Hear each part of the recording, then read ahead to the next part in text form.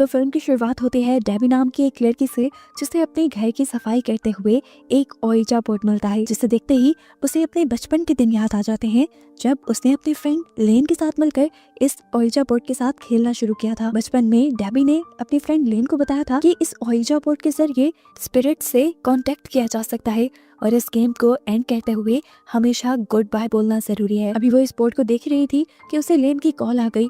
लेन से मिलने से पहले उसने इस ओइजा बोर्ड को चला दिया और खुद बाहर आ गई। लेन असल में उसका इंतजार कर रही थी कि वो दोनों मिलकर फुटबॉल मैच देखने के लिए जाएंगे, लेकिन डेबी ने ये कहते हुए मना कर दिया कि अभी मेरे पेरेंट्स घर पे नहीं है और कुछ ही देर में वो वापस आ जाएंगे। मैं आज तुम्हारे साथ नहीं चल सकती लेन, हम सुबह को मिलेंगे। लेन उसकी बात मान लेती है। डेबी उसे गुड बाय कहती है और घर के अंदर वापस आ जाती है। ये उसका डिनर टाइम था। वो अकेली आराम से डिनर कर रही थी कि अचानक उसके बैकयार्ड का दरवाजा खुल गया। वो घबराई नहीं, उसने जाकर देखा तो वहाँ कोई नहीं था। वो बैकयार्ड का दरवाजा बंद करके कंफ्यूज जैसे ही वापस किचन में आई तो उसने देखा कि स्टोव भी चल रहा था। हालांकि जब वो यहाँ से गई थी तो हर चीज बंद थी। अभी डेबी ने इस स्टोव को बंद ही किया कि अचानक उसे अपने ऊपर से कोई आवाज आने लगी। वो अब अपने रूम में गई तो उसे बेड पे सही सलामत वो ओइजा बोर्ड दिखाई दिया जिसे वो पहले जला चुकी थी। चलते हुए उसके पांव से ओइजा बोर्ड की प्लानचेट टकरा जाती है, जिसे वो उठा के उसके लेंस में देखती है तो हमें उसकी लेंस से दिखने वाली आंख बिल्कुल सफेद दिखाई देती है, जिसका मतलब था कि अब उसे किसी ने पोसेस कर लिया था और वो नॉर्मल इंसान नहीं रही थी। अब डेबी अपनी रूम में लगी हुई फेरी लाइट्स को उठाती है और उसे अपने गले के इर्द गिर्द लपेट लेती है, जिसके बाद फर्स्ट फ्लोर से जंप करके अपने आप को फांसी देकर वो अपनी जान ले लेते हैं। सुबह होने पर हमें डेबी की फ्रेंड लेन को दिखाया जाता है, जिसे उसकी मॉम ने शॉकिंग न्यूज दी थी कि उसकी बेस्ट फ्रेंड डेबी, जिससे वो राहत ही मिलकर आई थी, वो अब इस दुनिया में नहीं रही। इसीलिए अब लेन की फैमिली और लेन और डेबी के कुछ और दोस्त डेबी के पेरेंट्स के पास जाते हैं उन्हें हौसला देने के लिए। लेन बहुत ज्यादा डिस्टर्ब थी इस हादसे से। वो डेबी की याद में डेबी के रूम में जाती है जहाँ पर उसे ओइजा बोर्ड की प्लानचेट मिलती है। तभी यहाँ पर डेबी की मॉम भी आ जाती है, जो लेन को एक बॉक्स देती है जिसमें डेबी और लेन की बचपन की कुछ चीजें थी, डेबी की कुछ यादें थी। लेन उन्हें लेकर घर आ जाती है और देखती है कि इसके अंदर काफी सारी उनकी पुरानी पिक्चर्स थी, इनके फ्रेंडशिप बैंड्स थे और कुछ वीडियोस भी थी, जिन्हें देखकर लेन पूरी रात डेबी को याद करती रही।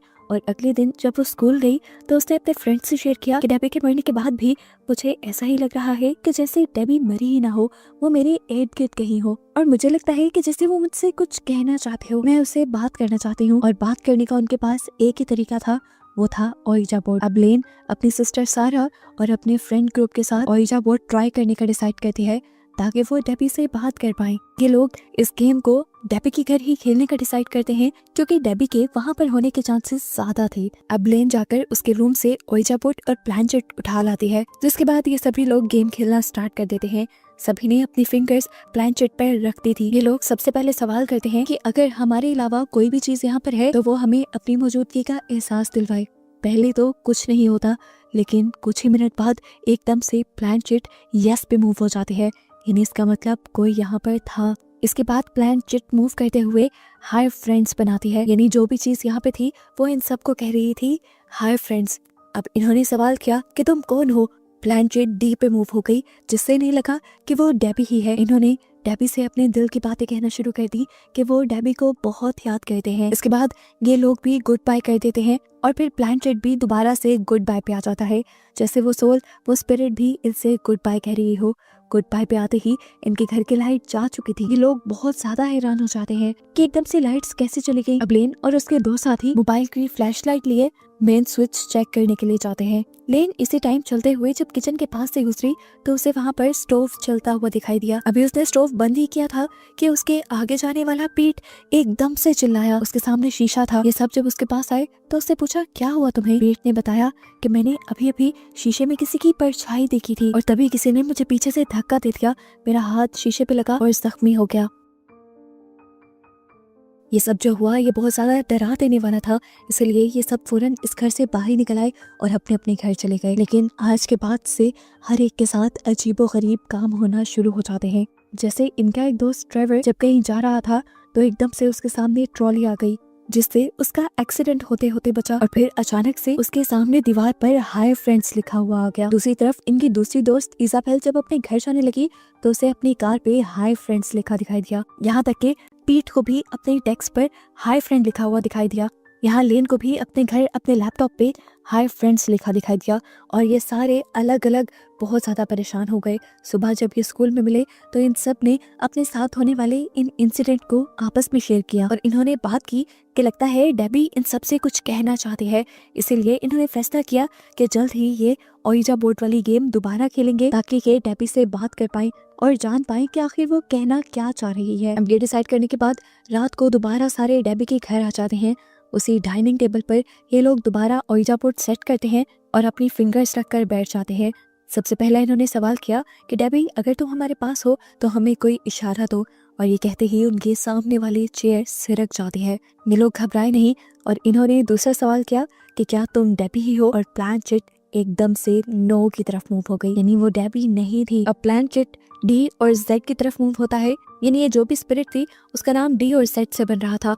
इसके बाद तेजी से प्लानचेट एक के बाद एक लफ्ज की तरफ मूव होने लग जाती है और ये लोग देखते हैं कि प्लानचेट के सर ये स्पिरिट ने लिखा था रन मदर इज कमिंग, यानी भागो मॉम आ रही है। उसके ये कहते ही उनका ओइजा बोर्ड हवा में उड़ जाता है। ये चारों चिल्लाते हैं और यहाँ से भाग जाते हैं। अब लेन घर पे आ जाती है। लेन डेबी के लिए बहुत ज्यादा उदास थी। वो दोबारा डेबी की वीडियोस देखने लगी और इन्हीं वीडियोस में से डेबी ने एक वीडियो में इस ओइजा बोर्ड के बारे में बताया था। ये ओइजा बोर्ड असल में डेबी का नहीं था, उसे तो ये इसी घर से मिला था जो पुराने घर के ऑनर्स का था। उसे मिला था ये एटिक की सफाई करते हुए। ये जानकर लेन ने फैसला किया कि वो अगले दिन डेबी के एटिक में जरूर जाएगी। असल में वो जानना चाहती थी कि जो सोल्स उनसे बातें कर रही हैं वो कौन है और क्या उनका ताल्लुक डेबी के घर में रहने वाले पुराने लोगों से तो नहीं। अगले दिन वो एटिक में चली जाती है और वहाँ पुरानी रहने वाली फैमिली की उसे काफी सारी चीजें मिलती हैं और पिक्चर्स भी। और यहीं से उसे ये भी पता चल जाता है कि पहले इस घर में जेंडर फैमिली रहा करती थी, जिनके बारे में जब वो सर्च करती है तो उसे शॉकिंग न्यूज पता चलती है। इस फैमिली में 3 औरतें थी, एक मदर और 2 बेटियां, जिसमें से एक का नाम डोरिस और दूसरी का नाम पॉलिना था। यहाँ पर जो कुछ भी हुआ था वो बिल्कुल नॉर्मल नहीं था। छोटी बहन डोरिस एक अजीब तरीके से इस घर से गायब हो गई थी और पूरी दुनिया से आज तक उसका कोई सुराग नहीं मिला। जबकि उसकी बड़ी बहन पॉलिना, उसे उसके मॉम के मर्डर के जुर्म में गिरफ्तार कर लिया गया था और जब उसे रिहा किया गया तो तब उसे मेंटल हॉस्पिटल में छोड़ दिया गया। अब लेन पॉलिना से मिलने का फैसला करती है ताकि वो जान पाए कि आखिर उस घर में चल क्या रहा है। वो पॉलिना से मिलती है और उनसे ये जानने की कोशिश करती है कि आखिर उस घर में ऐसा क्या है जिसने उनसे बात की। तो पॉलिना ने अपनी फैमिली का बैकग्राउंड बताना शुरू किया। उसकी मॉम असल में ऐसे ही बहुत से स्पिरिचुअल रिचुअल्स किया करती थी जिनसे वो स्पिरिट से कांटेक्ट कर पाए। एक वक्त में वो सिर्फ अपने हस्बैंड से ही कांटेक्ट करना चाहती थी, लेकिन बाद में उन्होंने अपना बिजनेस बना लिया। उन्हें एक ऐसा मीडियम चाहिए था जो स्पिरिट्स की आवाजें उन तक पहुंचा सके। इसीलिए उसकी मॉम ने डोरिस को यानी अपनी छोटी बेटी को उन स्पिरिट्स के साथ कनेक्ट कर दिया और फिर स्पिरिट्स उसकी आवाज लेकर बोलने लगी। स्पिरिट्स की आवाजें पहले तो उसकी मॉम की बहुत मदद करती रहीं, लेकिन फिर एक दिन ये आवाजें कंट्रोल से बाहर हो गई। उसकी मॉम जब इन आवाजों पे कंट्रोल नहीं ला पाई तो उन्होंने डोरिस के होंठ ही सी दिए ताकि डोरिस कुछ बोल ना सके और उनका स्पिरिट से कनेक्शन बने ही ना। लेकिन उनके ऐसा करते ही वहाँ बहुत कुछ गलत हो गया। डोरिस अजीब तरीके से गायब हो गई और आज तक उसका कुछ पता नहीं चला। अब पॉलिना लेन को बताती है कि क्योंकि तुमने वो ओइजा बोर्ड यूज किया है इसीलिए तुम्हारा और डोरिस का एक कनेक्शन बन गया है। हो सकता है कि तुम्हें डोरिस की लाश मिल जाए जो बाकी सबको नहीं मिली। वो डोरिस को अपने घर में बना एक बेसमेंट का कमरा बताती है जो कि खुफिया था और किसी को भी उसके रास्ते का नहीं पता था। पॉलिना को लगता था कि उसकी बहन की लाश वहाँ पे हो सकती है। पॉलिना बताती है कि इन सब चीजों को खत्म करने का बस एक ही तरीका है कि तुम जाओ डोरिस की लाश को ढूंढो और उसके होंठों को खोल दो, जिसके बाद वो आजाद हो जाएगी और तुम लोग भी इन सारी चीजों से आजाद हो जाओगे। लेन घर आकर ये सारी बातें अपने दोस्त को बताती है। सभी लोग जो डरे हुए थे वो अपने आप को किसी मुश्किल में डालना नहीं चाहते थे, इसीलिए उन्होंने फैसला किया कि वो पॉलिना के कहे के मुताबिक डोरिस की लाश को ढूंढकर उसके होंठ काट देंगे ताकि सब दोबारा से बिल्कुल नॉर्मल हो जाए। अब लेन की बहन सारा, ड्राइवर और पीट चारों डेबी के घर के अंदर उस बेसमेंट में चले जाते हैं जिसका पॉलिना ने बताया था। इस बेसमेंट में जाते ही इन सब के साथ बहुत अजीब होता है। बेसमेंट के अंदर जाते ही लेन के अलावा सबके ऊपर किसी ने हमला कर दिया और वो सब बेहोश हो गए। ये असल में डोरिस की मॉम थी, जिनकी भी मौत यहीं पर हुई थी। लेन अब इस लेडी से बचते हुए आखिर उस जगह तक पहुंच जाती है जहां पर डोरिस की लाश थी। उसके होंठ अभी भी सिले हुए थे। लेन ने जल्दी से उसके होंठों को काट दिया और यहाँ से उसकी मदर की सोल आजाद हो गई। इस दुनिया से ही चली गई अपनी सोल्स वाली दुनिया में। एक मुसीबत तो खत्म हो गई, लेकिन ये नहीं जानते थे कि एक मुसीबत खत्म करते ही इन्होंने एक बहुत बड़ी मुसीबत मोल ले ली। डोरिस के होंठ काटने की वजह से अब डोरिस की सोल को आवाज मिल चुकी थी। वो और भी ज्यादा ताकतवर बन चुकी थी। इस बात का अंदाजा इन्हें उस टाइम तो नहीं हुआ, लेकिन अगले दिन हुआ जब पीट को डोरिस ने पोजेस कर उसके होंठ सी कर बिल्कुल इसी तरह जैसे उसके सिले हुए थे उसके बाद मार डाला। अब लेन ये बात जानते ही जल्दी से पोलिना के पास जाते हैं उससे पूछने के लिए कि ये सब हो क्या रहा है। जैसा उसने कहा था उसके मुताबिक उन्होंने सब कर दिया था, लेकिन उसके बावजूद भी उनका एक दोस्त कैसे मर गया और बिल्कुल उसी तरीके से उसके मुंह क्यों सिले हुए हैं जैसे डोरिस के सिले हुए थे। तब पोलिना उसकी बात सुनकर पागलों की तरह हंसने लगी। उसने कहा, बस मैंने तो तुम्हारे साथ एक खेल खेला था अपनी बहन को छुड़वाने के लिए। तुमने उसका मुंह खोल दिया जिससे वो आजाद हो गई और अब वो आ रही है तुम सबको मारने के लिए। अब लेन बहुत ज्यादा परेशान हो चुकी थी। वो तो बुरी तरह फंस गई थी पोलिना की बातों में। टेंशन में वो आकर अपनी बहन सारा से डिस्कस करती है और ये लोग अपनी ग्रैंड माँ से इन चीज़ों का हल मांगने के लिए चले जाते हैं। सबसे पहले वो अपनी सारी स्टोरी ग्रैंड माँ को बताते हैं कि किस तरह ये सब स्टार्ट हुआ था, लेकिन अब ये लोग बुरी तरह फंस चुके थे।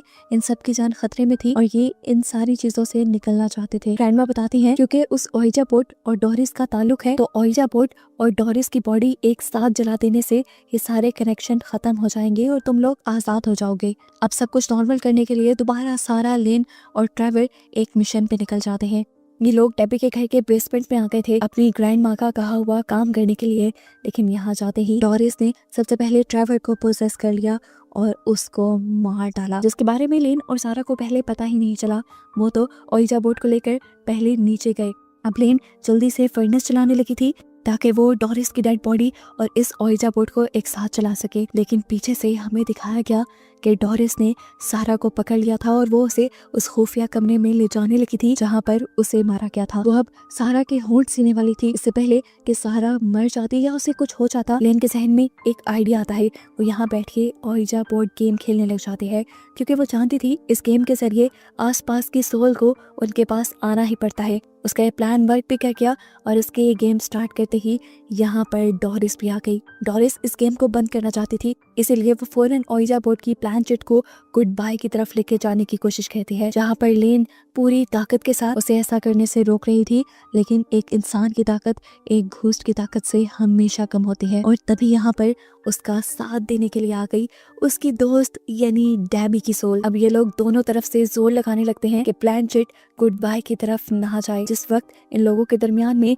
इस प्लान चिट को लेकर लड़ाई चल रही थी, पीछे से सारा ने मौका दिखा और उठकर जल्दी से डोरिस की लाश को उठाकर फर्नेस में फेंक दिया और उसी टाइम लेन ने भी ओइजा बोर्ड को उठाकर फर्नेस में फेंक दिया, गेम खत्म किए बगैर ही। उन दोनों के ऐसा करते ही यानी एक साथ ओइजा बोर्ड और डोरिस की लाश के चलते ही डोरिस की आत्मा यानी डोरिस की स्पिरिट इस दुनिया से चली जाती है और ये लोग अब अपने मिशन में कामयाब हो जाते हैं। लेकिन इन्हें बहुत ज़्यादा दुख था अपने 3 दोस्तों के बनने का। कहानी के पोस्ट क्रेडिट सीन में हमें दिखाया जाता है कि लेन जब अपने रूम में थी तो प्लान चिट उसे अपने कमरे में दिखाई दी, जिसे उठाकर उसके लेंस से जब उसने देखा तो हमें उसकी आँख बिल्कुल नॉर्मल एक इंसानी आँख की तरह दिखाई दी, जिसका मतलब था कि अब सारी इवल चीज़ें ख़त्म हो चुकी हैं और इसी के साथ ये मूवी भी यहाँ ख़त्म हो जाती है।